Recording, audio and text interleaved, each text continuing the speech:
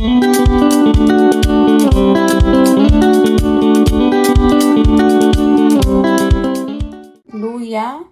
Lagyan natin ng luya.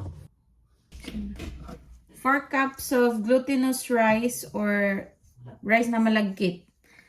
Binabad ko na to ng isang lata ng coconut milk. Kung anong coconut milk meron kayo, guys. Ayan.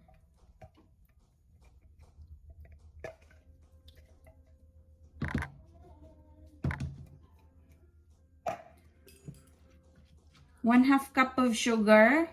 1/4 white, 1/4 brown. Ito kasi naubusan ako ng white sugar. 1/2 lang kasi hindi ako mahilig sa matamis. Yan. Ilagay na natin yung ating luya. Dinikdik. 1/2 tablespoon of salt. Ayan.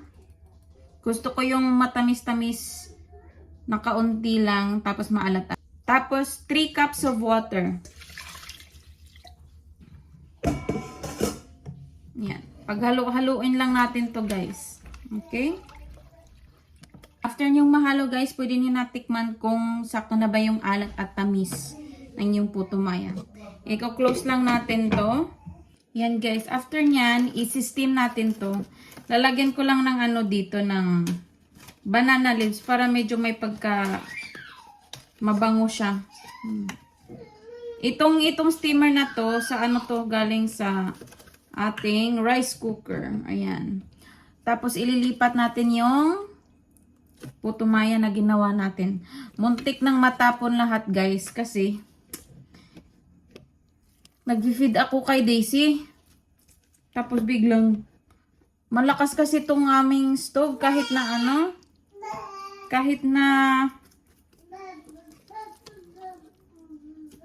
na naka number 2 lang. Yan, guys. Tatakpan na natin to siya, guys.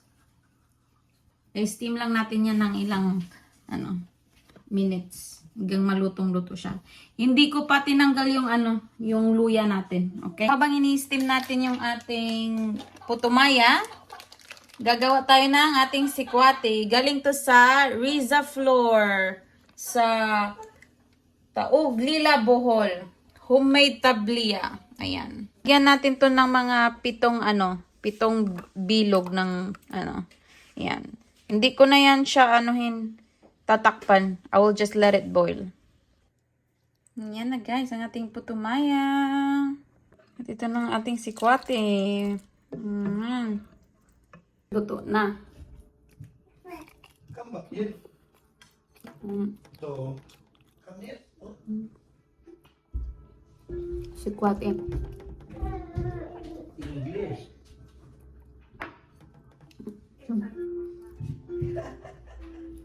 You play with that. Tapos yung kinain ko na puto maya, yung reject yung nasunog sa dulo. Pero masarap man siya, guys. Kasi may pagka smoky flavor.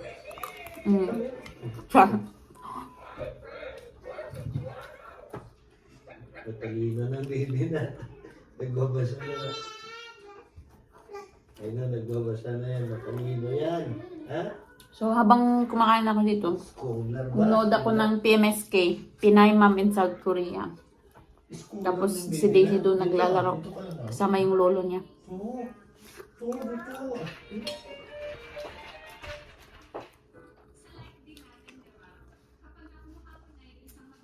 Gan mo. You're reading. You're reading. You're reading it? You got too much on the toys. Sakto lang yung tamis at alat niya, guys. Pati yung ginger. Punit na eh. Punit mo na dyan sa kabila ko. Yun.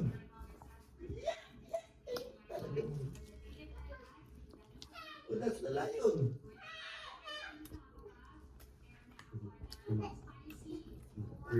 Ikaw makamakan mo to.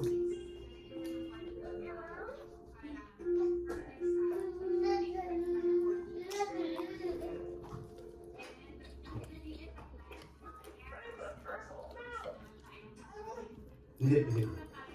Stand up ah. You stand up. Dito. Oh. Right here, oh. Dito sa dito ko ah. Para hindi ka mahirapan, oh. Yan. Actually, parang okay lecture plan ko. Kasi Hindi. naman hindi ako ganun mag-lecture plan. Nagkakalilas talaga ako that day. Kaya, Good. hindi. Kaya hindi smooth pala. Pero masarap naman. Lasa ang itlog na may asukal. Na pero trust me, sobrang delicious and over sa pagka-smooth lecture plan na gusto niya. Homemade lecture plan and dessert. Yeah. Actually, nakain ako Where's your book? Kakain din ako, natira na lang. Yan. So, kain tayo. Merienda ko na to. Ang gloomy ng panahon. Yung prayer. Season. Ay, ano kaya ito yung puno? School project nila to. Balik. Anyway, kung merienda nyo, bigay ako kay Lunema ng lecture plan. Masarap naman daw. Lasang lecture plan naman. Para sa naging egg pie, actually, yung lasa niya. Wala lang crust.